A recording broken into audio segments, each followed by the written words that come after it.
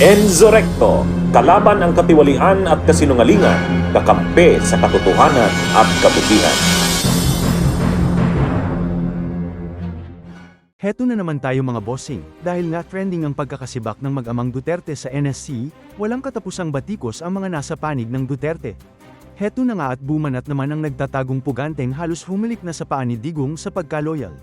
Mukhang nakalimutan na niya ang pinaggagawa nila sa mga kalaban nila sa politika nung sa kanila pa ang posisyon ng pagiging pangulo ni Digong. Na tinanggal ang Vice Presidente at ang dating mga Presidente bilang miyembro, dati po kasi yan, sa National Security Council, kasama ang Vice President. Walang politika-politika dyan, no? Well, ang aking naiisip, hindi seguridad ng bansa ang pinag-uusapan doon, seguridad ng Marcos regime at yung posibilidad na dapat palitan ng tambaluslos ang susunod na Presidente. Dahil kung ako si tambaluslos, matapos kong busugin ang mga congressman, ay nako, bubuyuin ko ang Marcos Jr. Mag-martial law ka kaya? Pag nangyari po yan, tingnan nyo kung anong nangyari ngayon sa South Korea. Yun ang ginawa ng presidente. Mas mapapabilis po ang pagtalsik kay Marcos Jr. pag kayo nag-martial law. Guaranteed po yan. Resback naman ni attorney na isang pro-impeachment, na tama lang nasibakin ng mag-amang Duterte sa NSC, dahil bukod sa mga banta ni Sara sa seguridad ng Pangulo, dahil na nga din sa maka-China ang mga Duterte, o diba, banta na din sa seguridad ng bansa. Diyan sa grupo na yan ng National Security Council, may briefing dyan. Nagkakaroon dyan ng National Security Briefing. Ibig sabihin, pinapaalam dyan sa lahat ng membro niyan kung ano yung sitwasyon ng national security para mag-come up sa mga importanteng desisyon tungkol sa national security. Halimbawa, itong usapin ng China, lalo pa ngayon umiinit ang issue sa China. Bibili tayo ng mga missiles, ngayon kinukontra ng China. Pangalawa, paulit-ulit itong mga banta ng kudeta, mga pag-aalsa ng military, retired na mga military at PNP officers. Nagbabanta sila na papatalsikin si PBBM. Ngayon ay may impeachment si Sara Duterte. Kung lumabas ang warrant of arrest ng ICC, may implication din yan sa national security kasi baka gumalaw ang mga supporters ng Duterte. So ibig sabihin, maraming mga usapin sa national security sa darating na araw na mai-involve mismo ay si Sara Duterte at si Digong Duterte. Halimbawa, pag-uusapan yung issue ng China, lumalalim na usapin yan. Papaupuin mo ba si Sara Duterte at si Digong Duterte doon? Mga pro-China yan. Ngayon, kung magbe-briefing tungkol sa China, baka invitan pa dyan ang kaalyado ng Pilipinas, ang Amerika, may representative yung Amerika. Ngayon, nandun si Sara Duterte, nandun si Digong. Paano kung ipaabot nila sa China yon? Magiging katawa-tawa ang National Security Council kung nandyan si Sara, si Duterte, tapos ang pinag-uusapan mo, yung threat ng China. Actually, matagal na yan sinasabi kay PBBM na yan si sila Sara Duterte at Digong Duterte, threat yan sa national security kasi mga pro-China yan malinaw naman yan. Pag natuloy ang impeachment, yung mga pro-Sara, mga pro-Duterte, gagalaw yan. Ngayon pa nga lang, hindi pa nai-impeach si Sara, maingay na yung mga retired na military at PNP officers. Di ba? Maingay na sila, nananawagan na sila ng pag-aalsa daw, people power daw. Ngayon, magmi-meeting ang National Security Council. Pag-uusapan ang threat na maaaring idulot ng impeachment ni Sara. Tapos nandun si Sara Duterte, tapos nandun si Digong Duterte kasi member sila ng National Security Council. Ang isa pa dyan, ay nagbanta na si Sara sa presidente. Hindi niya naman pinagsisisihan daw yon at hindi niya naman sinabing hindi niya nga sinabi yon. Yung sabi ni Sara, ipapapatay niya ang presidente pag may nangyari sa kanya. Seryosong banta yan. Hindi dapat baliwalain ng presidente ang mga threat na ito. So hindi pwede yan na baliwalain ng presidente. Dapat umaksyon. Ito yung isang bagay na magandang aksyon ng presidente. Siguro naghahanda na ang presidente na kung matuloy ang impeachment ni Sara, magiging magalaw lalo itong mga DDS. Mga DDS, weak pa rin ba si President? Mga DDS, umpisa pa lang yan. Ayon naman kay dating Senador Trillanes, na tama ang aksyon at ginawa ni PBBM na tanggalin sa NSC sina Digong at Sara, kabilang na din si Gloria, dahil na din sa tunay na seguridad ng bansa. Pero ang importante daw na dapat gawin, ay i-impeach na si Sara dahil kapag nanatili pa yan sa pagiging vice-presidente, ay hindi matatapos sa mga kaguluhan lilakhain pa nito. Ang kailangan niyang i-address muna yung existential problem of the Dutertes. Kasi the Dutertes can really bring a whole house down. Di ba? Kahit na anong policy reforms ang gusto mong gawin, kung patatalsikin ka na sa pwesto, di wala na rin. Di ba? Yeah, that's one. Kailangan i-address yan. So titignan yung mga destabilization information. Make sure that all these areas are covered na walang mag-iisip or gagalaw ng hindi maganda. Ngayon naman, lahat ng ginawa nila noong nasa pwesto pa sila, bumabalik na sa kanila. Mga kung ano-anong mga katiwalian at mga kasamaan laban sa mamamayan, bumabalik na sa kanila. Ang karma nga naman, sabi nga niya ng isang dating news personality, na ang buhay ay, weather lang. Tapos ngayon, galit pa sila, dahil kesyo masyado da kinakawawa ng administrasyon ang mga Duterte. Mantakin nyo, sila na nga yung nang abuso ng tiwala ng mamamayan, sila pa yung galit. Tapos nananawagan pa sila ng EDSA People Power. Para saan?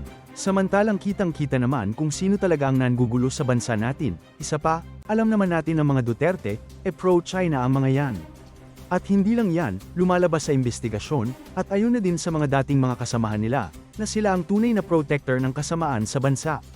Kumbaga, palabas lang ang sikat na drug war. Ngayon, nagagalit sila dahil sa mga nabunyag na sikreto. Di ba sila na yung may kasalanan? Sila na nga yung nambudol? Kung ano-ano pa ang mga IP nasa nilang kasalanan sa mga kalaban nila. Kay De Lima, kay Trillanes, kay dating VP na si Leni Robredo, at sa iba pang mga oposisyon noon, gumamit pa sila ng mga fake news at witnesses na ngayon ay bumaliktad na dahil sa konsensya, nananawagan pa sila sa mga militar na mag-aklas na sa gobyerno. Ngayon, lumabas na ang katotohanan, sino nga ba ang maka-China? Di ba sila at ang mga kaalyado nila na nasa Senado? Sino nga ba ang nagtraidor sa bansa? Di ba sila din? Halos ipamigay na nila ang Pilipinas sa China. Republic of the Philippines, Province of China, yun ba ang gusto nila? Hay nako, sila na lang ang pumunta doon. Sabi nga ni dating Senador Trillanes, ang mga Duterte talaga ang tunay na traidor ng bansang Pilipinas, at may kaakibat na dokumento at ebidensya na magpapatunay sa kanilang katiwalian at katraiduran sa bansa. Di tulad nila na may paiyak-iyak pa si De La Rosa sa Senado, para lang idiin si De Lima sa peking kaso ng pagiging drug lord daw. So yun mga bossing, nagwawala sa galit ang mga kampo ng mga Duterte, dahil sa pagtanggal kina Sara at Digong, at iba pang mga dating pangulo. Bakit daw kasi tinanggal sa National Security Council ang mag-ama? Ano ba naman tong mga alipo race ng mga Duterte? Halos hindi nagpapahinga sa kakangawa. Matagal na ngang sinagot ng administrasyon ang katanungang ito, na hindi na nga daw relevant si Sara, maging si Digong, na manatili pa bilang miyembro ng NSC. Tama nga naman, kung pag-uusapan nga naman ay ang sitwasyon tungkol sa China. Okay lang ba na nakaupo sila sa briefing? Di ba, noted na mga pro-China sila? Paano nga kung ilahad nila sa China ang mga pinag-usapan ng NSC tungkol dyan? Di nabulilyaso ang mga plano, ang mga susunod na hakbang ng Pilipinas. Ito naman ay para sa mga taga-suporta ng mga Duterte na walang alam, na naniniwala pa din na dapat ay hindi tinanggal sina Digong at Sara. Di na po talaga pwede. Bakit mo pa ilalagay ang vice-presidente nyo dun sa usapin hinggil sa seguridad ng ating bansa? Siya na nga mismo ay naging banta sa seguridad ng bansa. Bukod sa maka-China, pinagbabantaan pa niya ang buhay ni PBBM. Isipin nyo yun, isa sa may pinakamataas na posisyon sa bansa, binyantaan ng Pangulo. Pwede ba yun? O baka sa mga DDS pwede yun? At saka bakit nga ba nagagalit ang mga Duterte at mga DDS? Ganyan na ganyan ang ginawa nila kay dating vice-presidente Leni Robredo. Kung matatandaan nyo, tinanggal nga din ni Digong si VP Leni na walang karason-rason. Bakit tuwang-tuwa pa kayong mga DDS sa nangyaring yon? Matapos ay ipinahiya pa ng mga DDS na kesyo protector daw. May narinig ba kayong reklamo mula kay VP Robredo? Di ba wala? Nanggulo ba siya sa administrasyong Duterte? Nanahimik lang siya, hinayaan niya na lang ang pambabalahura ng mga DDS sa kanya. Ngayon na nabunyag na kamakailan kung sino nga ba talaga ang protector, bakit parang galit na galit pa kayong mga DDS? Hindi nyo pa ba ramdam na nabudol na din kayo ng pamilya Duterte? Kung ano-anong mga gawa-gawang ebidensya ang ibinabato nila kay dating Senador De Lima. Pinagsisiraan at pinagbabastos sa Kamara noong panahon ni Digong. Anong nangyari? Ayon, nakulong at naghirap si De Lima sa kasalanan na hindi niya ginawa. Ngayon, nakalaya na dahil sa napatunayan na walang kwenta ang mga ebidensya at mga aligasyon na ibinata sa dating senador. Ngayon, kumbaga, umiikot ang mundo. Dahil sila ang nasa pwesto noon, umabuso, gumawa ng kung ano-ano na walang pinapanagutan dahil untouchable nga sila kumbaga. Tapos ngayon na wala na sila sa pwesto, magbabayad na sila ng pagkakautang sa mamamayan at sa bansang Pilipinas. Pero, gayunpaman, nananatiling nagtitigas-tigasan pa ang mga Duterte na animoy sila pa din ang may kapangyarihan sa lahat. Yung pagpapasara nila sa ABS-CBN na mahilig din atang kumontra sa kanila, ayun pinatahimik, pinasara. Yung ibang mga network na nahimik para hindi madamay. Ngayon bumalik na sa kanila dahil pinasara din ng SMNI. Eto namang si Roque, kung ano-ano ang pinagsasabi. Pinagsisiraan ng administrasyon at nanaginip pa na magkakaisa na daw ang mga DDS kasama ang mga Pinklawan at mga Dilawan.